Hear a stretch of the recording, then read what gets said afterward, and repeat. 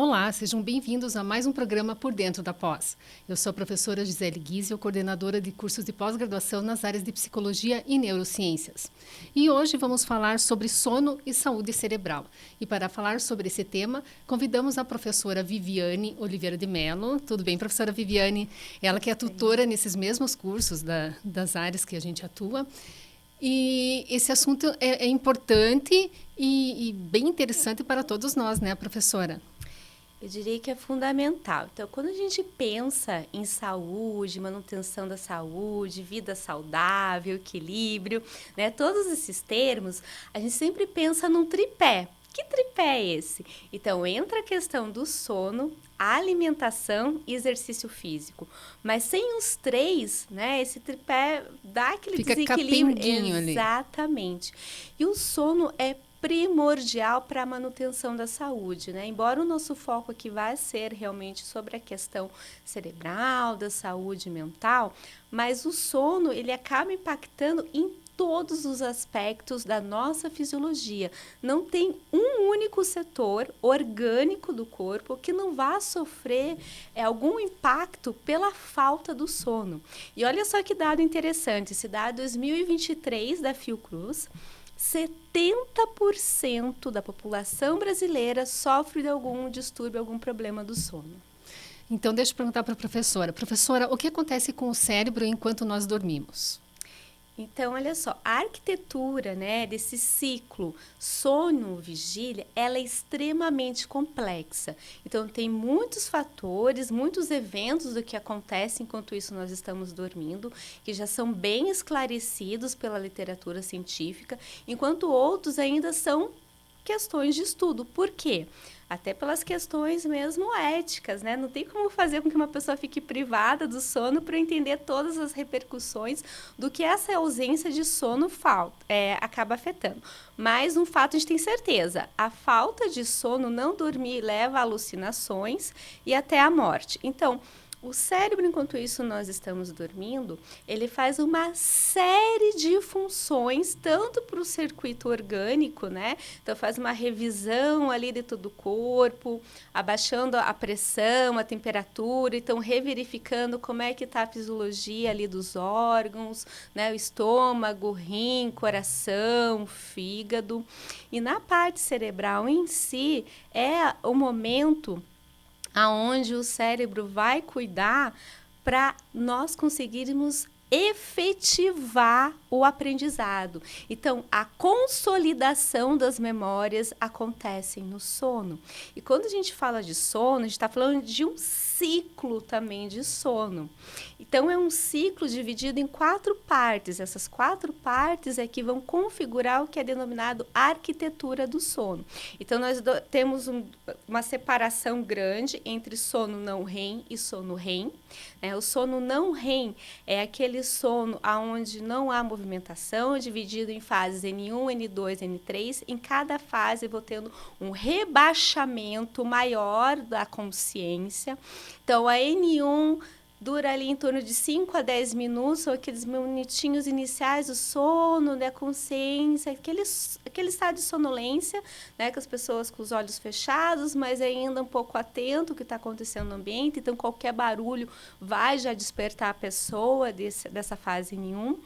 A fase N2 é uma das fases mais importantes, onde eu tenho um maior rebaixamento dessa consciência, diminuição da temperatura corporal, diminuição da pressão também cardíaca, e é onde eu vou ter esse movimento da consolidação das memórias, onde eu tenho uma divisão, né? Quando se faz o estudo do sono, né, coloca a pessoa para ser monitorada, dentro da polissonografia, tem ali o exame de eletroencefalograma para verificar, então, esses estados hipnóticos da pessoa enquanto isso ela dorme. Essa fase M2, quando o profissional observa, ele vai observar ondas mais lentas e algumas fases onde eu tenho fusos e picos, né, onde eu tenho um movimento mais rápido. De ondas, tá? Mas nessa fase a pessoa já está inconsciente. Depois eu passo para N3, que é o sono profundo, sono reparador, onde eu vou ter crescimento de tecidos, então eu tenho liberação durante a noite do hormônio do crescimento. Vou ter também o crescimento ósseo, onde eu tenho a recuperação dos tecidos. Logo depois dessa fase N3, a gente passa para o sono REM, que é considerado também o sono paradoxal. Por quê? Embora a pessoa esteja dormindo, quando eu analiso o encefalograma dessa pessoa, é como se ela estivesse acordada. Por quê? Eu volto a ter ondas rápidas nesse cérebro e também o movimento rápido de olhos. É nessa fase que nós sonhamos, né? Então, os sonhos, toda a parte onírica acontece nesse sono REM. E nesse sono REM, a gente pode ter pequenos microdespertares e depois desse sono REM, a gente volta ali para as fases N2 e N3. Então, pensando nessas fases do sono, para uma pessoa conseguir ter todas essas fases, né, nos dias de hoje até é difícil. Existe um horário melhor para a pessoa dormir e conseguir ter mais qualidade nesse sono? Então, cada ciclo desse, né, passa lá N1, N2, N3, REM, dura cerca de 90 minutos até 120 minutos. O ideal é que nós todos tenhamos em torno de 4 a 6 ciclos por noite. Então, adultos acima de 18 anos, o esperado é que a pessoa durma entre 7 até 9 horas por noite. Para eu dormir, então, entre 7 e 9 horas, a gente tem que verificar o horário que está indo dormir. O ideal é que as pessoas não passassem, então, ali em torno das 9 às 10 horas, tá? Para iniciar essa parte do sono. Mas quando a gente está pensando, né, nessa questão do adormecer, aí tem N fatores que vão interferir. Principalmente a ingestão de substâncias. Então, ingestão de cafeína, ingestão de álcool, vai interferir bastante com essa qualidade de sono e a quantidade de sono. E também a alimentação. Então, quanto mais próximo do meu ir dormir eu me alimento, eu também vou colocar uma carga extra ali no organismo, que não é o ideal para a parte de dormir. Por quê? Se eu vou fazer digestão na hora de dormir, eu vou estar colocando muito sangue numa parte que já não deveria ter tanto sangue, né? Muita função metabólica também, numa região que já deveria estar... sobrecarregando o organismo ao invés de estar descansando. E o pior, né, meninas sempre estão preocupadas com o peso. Se eu deixo para me alimentar perto de dormir, muito dessa energia vai ser transformada em gordura, né, automaticamente. E até toda essa questão da pressão do sono que a gente fala, porque assim, ao longo do dia, o cérebro ele vai executando as suas funções e vai deixando metabólitos ali no meio extracelular. Entre esses metabólitos, eu tenho a adenosina. Então, a adenosina, que vem lá do ATP, lembra que o ATP é a moeda energética do organismo. Então, todas as funções celulares, para acontecerem, a gente tem um gasto de ATP. O ATP vem dos alimentos, lá a gente transforma a glicose. Entra todo aquele ciclo que a gente estudou lá no ensino médio, o ciclo de Krebs, né, dentro da mitocôndria, tudo certinho, até o receptor final de Elésio, onde eu vou ter formado ATP. Tá, conforme eu vou gastando ATP, depois eu vou ter a produção do difosfato até o monofosfato, que é só a adenosina.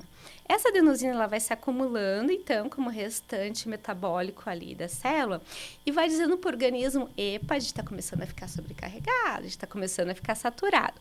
Quanto maior essa quantidade, essa proporção de adenosina, mais nós vamos tendo sono. Além da adenosina, tem a questão, né, porque... o sono tem a ver com o ciclo circadiano. Então, circadiano vem de acerca de e de em dia. Então, acerca de um dia, durante as 24 horas, é que esse ciclo se fecha. A questão do claro e o escuro, para a produção de melatonina, que também entra nessa balança de pressão do sono. E a melatonina, para ser produzida, nós temos que estar no escuro. E aí, o que o ser humano faz? Na hora que está anoitecendo, nós temos um monte de luzes artificiais. Ainda vai para a tela do celular.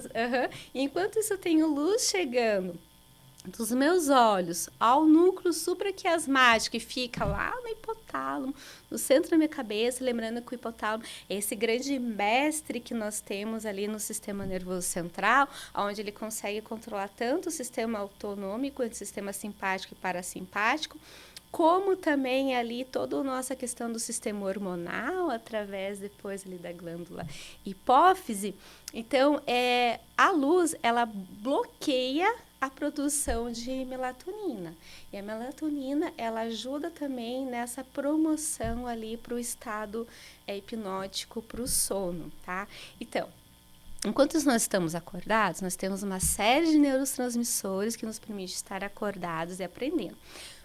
Quando a gente fala em aprendizagem, memorização, a gente fala principalmente de acetilcolina, mas não só ela. A gente tem todo o sistema de adrenalina, epinefrina, a dopamina. Todo mundo ama falar dopamina, né?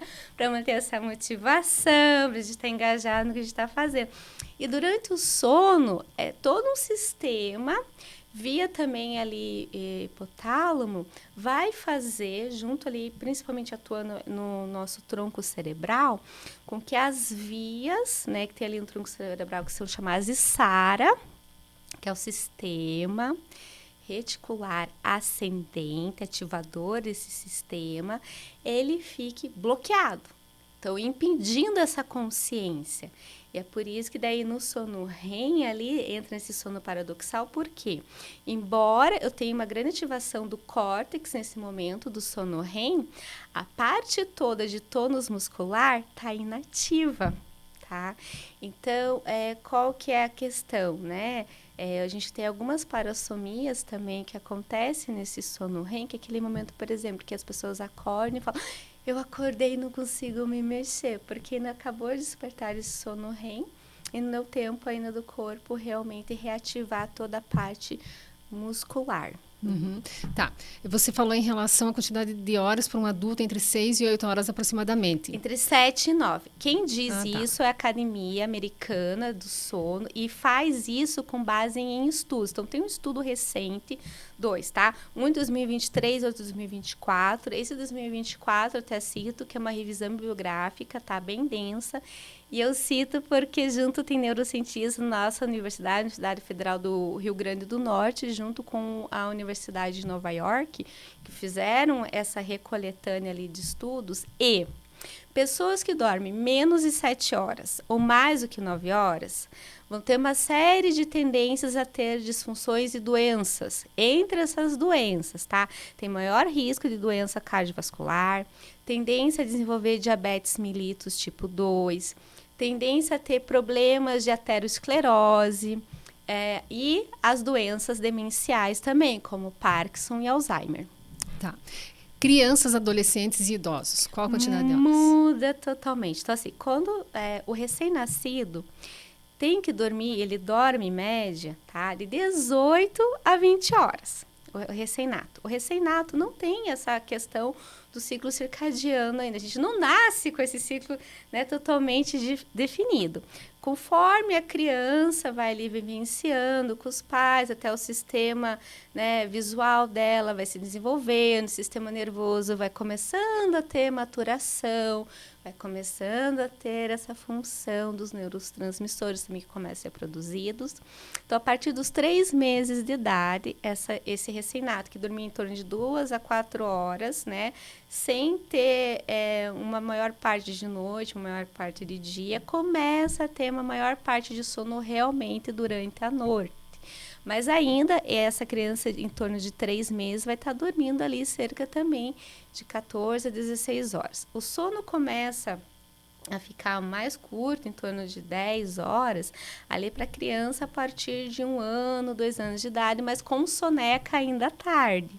A gente começa a ter essa questão, até a adolescência, né? A gente coloca que os adolescentes também precisam de um pouquinho mais de horas de sono. Então, para o adolescente também em torno de 9 a 10 horas, tá? Depois, então, a partir dos 18 anos, é que essa faixa de 7 a 9 horas tá legal. Depende muito do cronótipo da pessoa. O que é cronótipo? Nós temos dentro dos nossos genes que vão definir a quantidade de horas que é ideal de sono para cada um. Então, numa média populacional, a gente tem essa questão das 7 às 9 horas. Mas o que vai determinar realmente o quanto de horas tem que dormir, se fazer lá o exame genético, vai dizer, não, é esse tanto para ti. Mas da onde que vem essa questão, né, de horas a mais, horas a menos? Aí vem lá de trás da pré-história, porque se a gente for pensar, o sono ele é extremamente importante. Dentro da evolução, nós temos desde lá dos quinidários, os polvos que dormem, sonho também. Só que, olha só que interessante, durante o sono, a gente não está correndo atrás de alimento, a gente não está se reproduzindo, a gente fica mais exposto a predadores, né? Então, por que que foi mantida a questão do sono? Para você ver que é uma questão realmente importante. Só que, já desde lá da pré-história, a gente definia o pessoal que ia ficar vigiando, enquanto isso os outros dormiam. E isso foi definindo, então, esse padrão também cronotípico de cada um. Então, o adulto, né, média geral, entre 7 a 9 horas. Tem pessoas que podem ficar bem com sono entre 4 e 5 horas, a depender desse cronótipo que eu mencionei. E no idoso, também seria em torno dessas 7 a 9 horas. Qual que é o problema do idoso? Lembra que eu falei que tem fase N1, N2, N3 e o sono REM? O idoso, ele não consegue ficar tanto tempo em sono N3. Então, ele tem mais despertares durante a noite, durante a madrugada, e ele acaba acordando mais cedo. Mas o que a gente vê? Aquele idoso que durante o dia tem a necessidade de ter aqueles cochilos, né? Porque aquele sono da noite já não é tão reparador, e isso tem a ver realmente com o processo do envelhecimento. Uhum. Perfeito. O que a gente poderia indicar para as pessoas para melhorar o sono? Primeiro de tudo, higiene do sono. Higiene do sono não é só umas horas antes eu vou parar de ver as telas, umas horas antes eu vou parar de ter essa minha autoativação.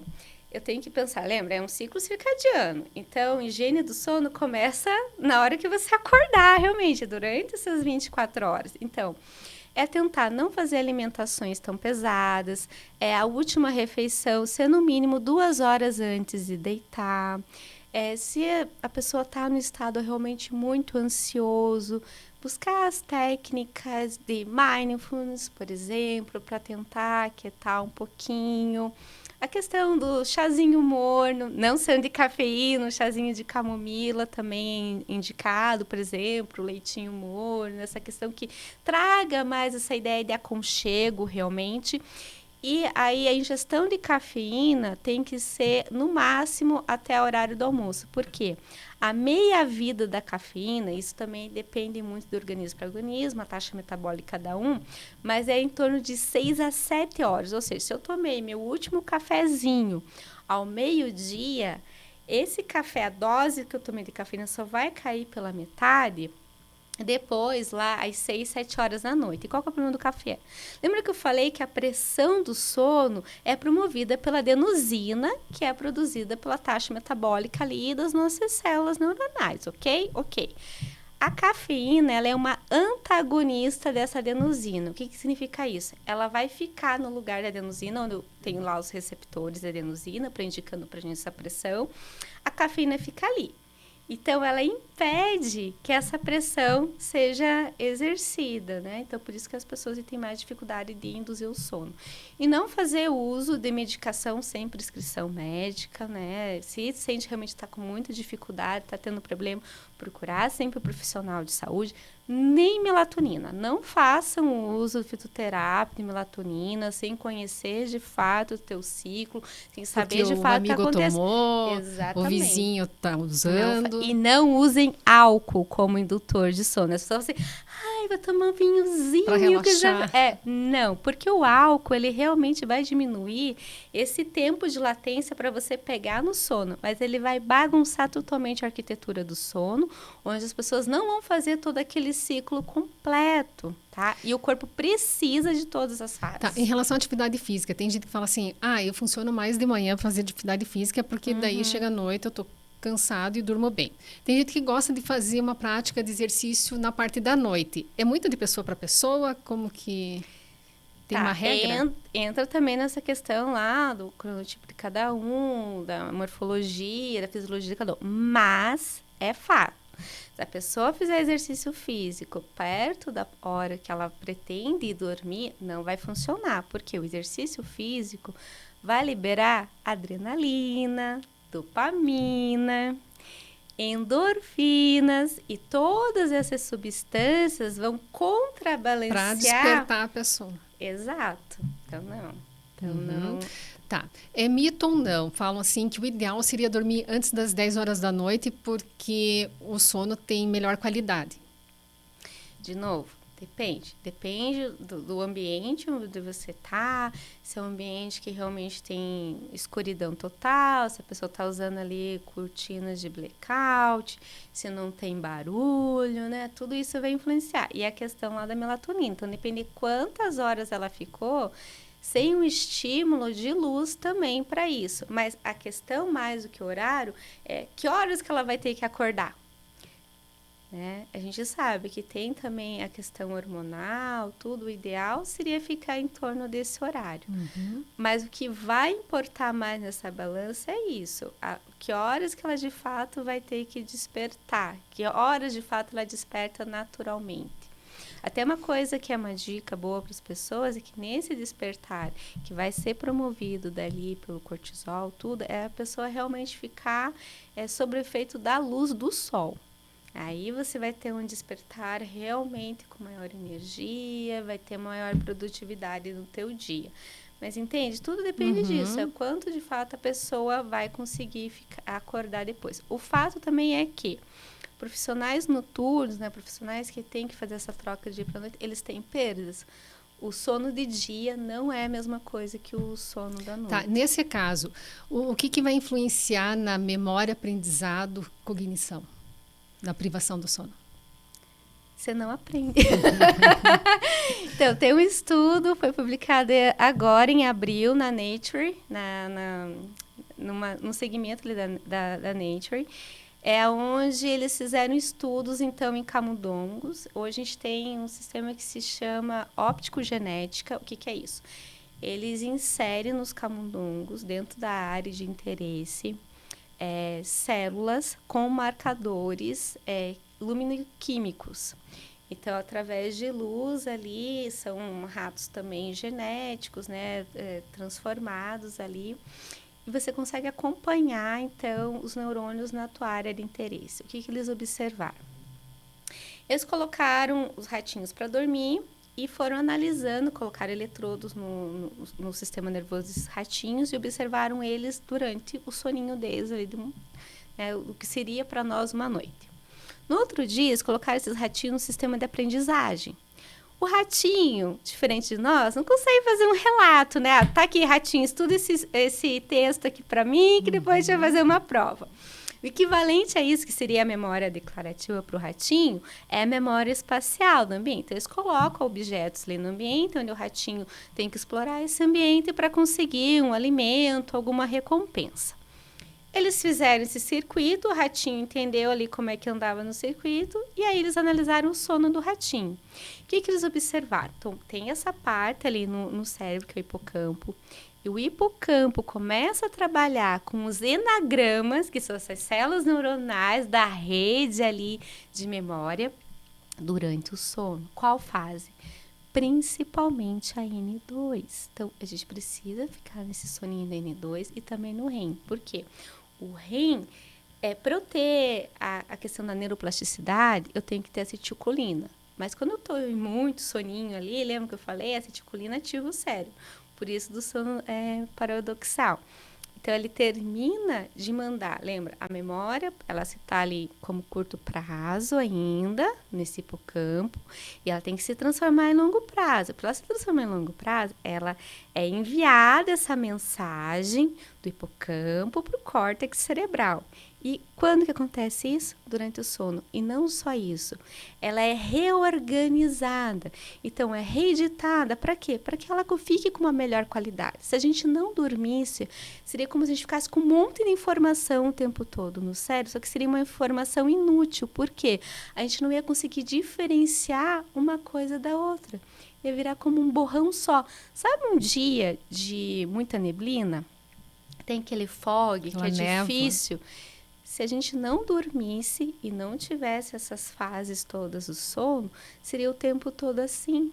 Então, não adiantaria, não teria mais como ter uma nova aprendizagem. Então, esse estudo mostrou isso. que o hipocampo prepara todas essas informações e manda ali para o córtex durante essa fase do sono, e também ele já prepara um novo rearranjo de células para que elas amanhã estejam preparadas para uma nova aprendizagem. E não só aprendizagens declarativas, não declarativas, espaciais. Isso acontece também com memória emocional. Então, aquilo que me impacta emocionalmente num dia, durante a noite, o cérebro se prepara e começa a reorganizar para que a gente aprenda a lidar melhor com aquela emoção. Sabe aquela coisa, não vamos tomar uma decisão hoje, vamos dormir, vamos deixar para amanhã. Né? Ele faz uma reparação celular durante a noite. A reparação celular é assim, então, é como se eles fizessem uma faxina ali nesses neurônios, em termos realmente de informação, e também ativa um sistema muito importante junto com células acessórias ali dos neurônios, que são os astrócitos. E aí entra um sistema que se chama linfágico. E por que ele é importante? Ele é importante tanto para a parte da imunidade ali do cérebro, como também para retirar citocinas pró-inflamatórias que foram geradas durante o dia, durante a parte da produtividade do sistema. Entendi. Professora, existe já alguma tecnologia que possa auxiliar no sono?